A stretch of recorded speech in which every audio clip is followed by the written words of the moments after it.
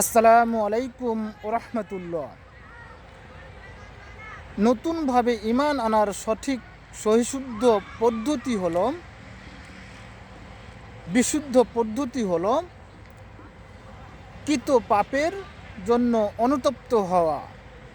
যে পাপের কারণে আপনার ঈমান নষ্ট হয়ে গেছে, ঈমান ভেঙে গেছে, আপনি সেই পাপটি আর পুনরায় করবেন না বলে মহান আল্লাহ তাআলার কাছে তওবা করা।